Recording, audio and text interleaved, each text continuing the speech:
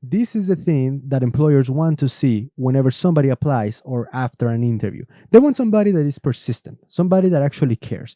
So let's get it started. Of course, you can always choose a template, but I highly recommend to just choose a blank document, and I'll tell you why. Once you get into the blank document, you can start right from the scratch, but as you can see right here, I already had something ready for you.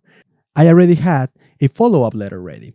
Now, of course, there's different ways that you can apply for a position. You can apply either in paper, and you will have to bring the follow-up letter in paper, or you can apply virtually, and this can simply be an email. First, if you do it on paper, you can write something like this, and of course, you can write your information at the top. For example, in my situation, Andrea Dame, and my phone number, my email address, and everything I need to write on the top, and then start with a letter.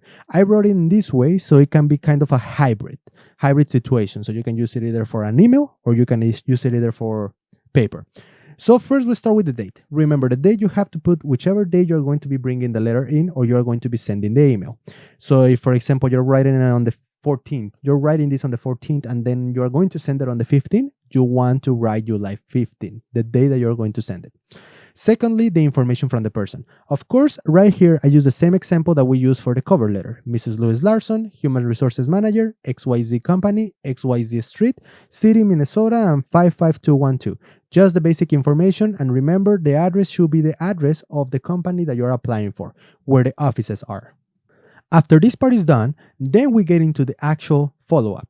This follow-up, as I said, is very important because here we have to be very respectful about what we're about to say, and we have to tell the person what we're looking for. So for example, I'll tell you right here. Dear Mrs. Larson, that's a perfect way to start, all right?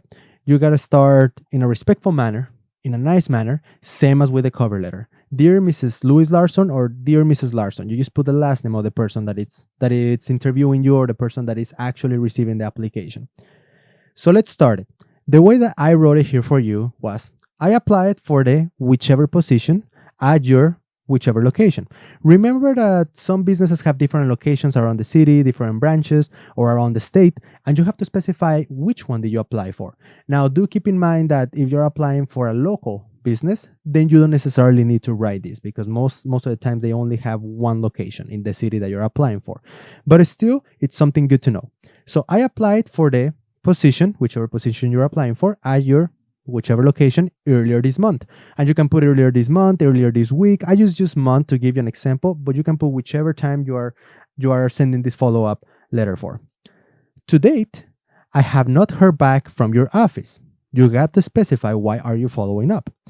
I would like to confirm that you received my application as well as my interest in the job. That is it. That is the first paragraph, and that can be very simple. You just have to specify the reason of why you're following up, and you have to be very respectful about you would like to confirm. You want to confirm that they received it. You want to make sure they got your application, and you want to confirm your interest. You're interested in the job. By doing this, you're showing the employer that you're actually persistent because you want to get the position and you want to make sure that every step on the process goes right. Then let's get to the next sentence. It says right here, I am very enthusiastic in working at XYZ company. Now, right here, you can put it in many different ways. I'm very enthusiastic about working. I'm very enthusiastic in working. I really would like to work, whichever way you would like to put it, just make it sound very professional. Just make it sound like you really want to work for a company that you respect. I am very enthusiastic in working at XYZ company, and I know my skills and the experience I have built are an ideal match for the whichever position you're applying for position. Now, look at what I did right here. I did something very similar than with the cover letter. I wrote that I have the skills and the experience to be for the job. Remember that in every single follow-up that you make or in the resume or in the cover letter, you want to make sure that you are the chosen one for this position. Nobody else, only you. So I wrote right here, I know my skills and the experience I have built are an ideal match for the position that you're applying for. That's something pretty simple, and as you can see, it only took one sentence to write the second part.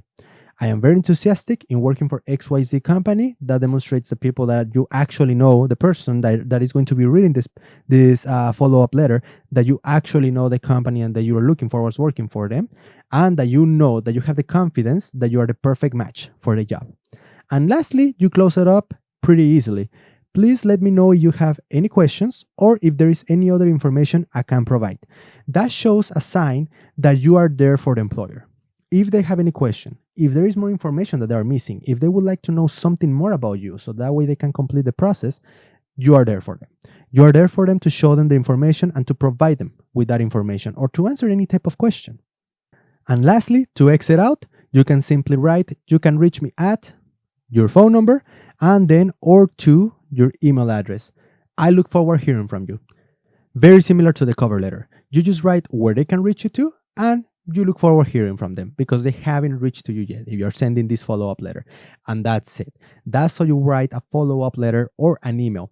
And never forget to write sincerely and your information. Of course, I always recommend to do this. You write your name right there and then you write your phone number down here and your email once again. Why is that? Just to make it look more professional, you know? If they did not read it right here, they can read it down here. It's never enough. So I recommend to put these two down here on the bottom under your name, and that is it. Just by these little simple steps, you already wrote your first follow-up letter. And this will be after your application if they haven't called you in a certain amount of time.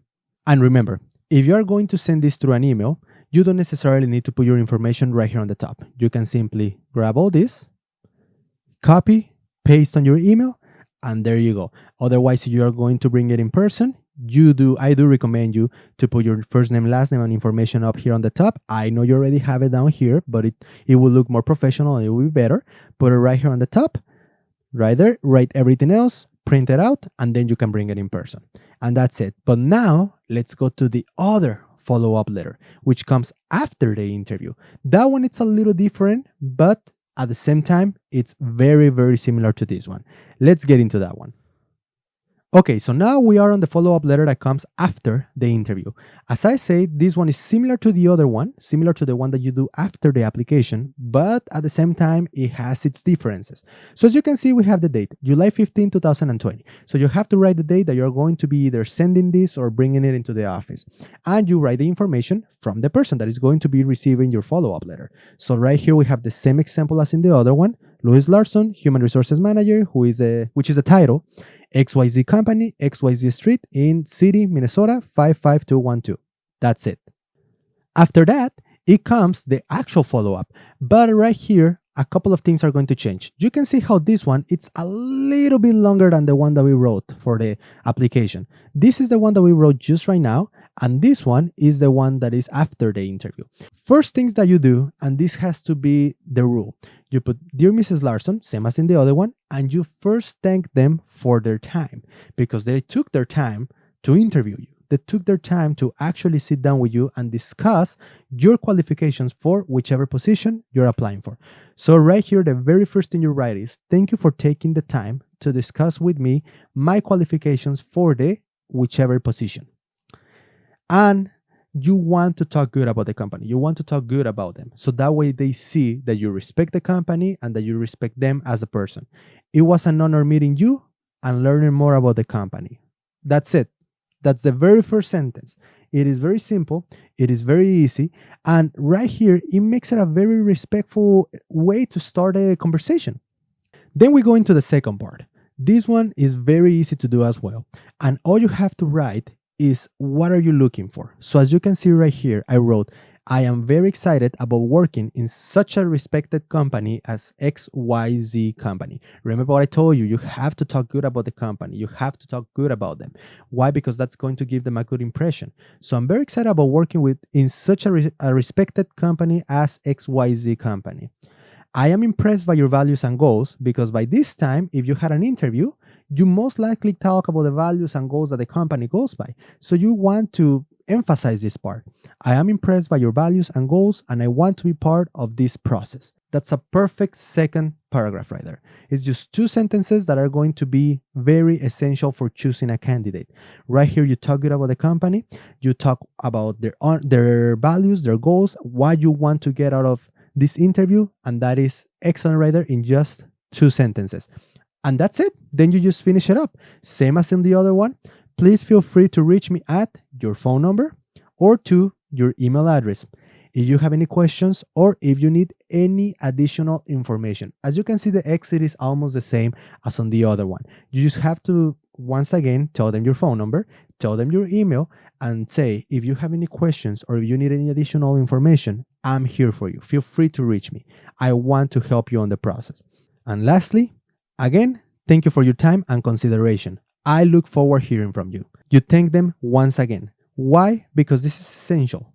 You want to thank them for taking their time. Remember, they're working, they're taking their hours to interview you. They could be doing something else, but they want to find a good candidate for that position, which is the best for the company. So you want to always thank them. And I look forward hearing from you. A sign of respect right there at the end. Sincerely, once again, I put my name, Andrea Dame.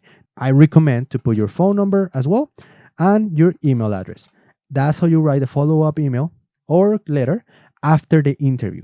As you can see, it is a little bit different, but this will be a lot of help. And trust me, employers want follow-up emails. They want follow-up letters or whichever it is that is going to show that the employee that they are interviewing is going to be persistent and is going to show them that they truly want the job. Feel free to take these 2 follow-up letters that we did today as an example. Remember, practice makes perfect. So keep practicing them, and I'm pretty sure that it's going to get to a point where you're going to be able to write all this by yourself in a very easy manner. Feel free to write any questions you may have on the comments, and remember, after you write your follow-up letters, read them again. And after you read them and verify that everything looks right, and take any single parts that you don't like, any sentences that you think might be unnecessary, read it a 3rd time to make sure you didn't miss anything. And if you can, read it a 4th time. Why? Because you want to verify everything is written correctly and everything sounds nice, that you don't sound repetitive, that you don't have many sentences that don't really matter. You want to make sure everything looks almost excellent or excellent. With that being said, thank you so much. Thank you so much for your time. I sincerely appreciate you taking the time to watch this video. And once again, if you have any questions, feel free to leave it on the comment. And thank you so much. Have a great day.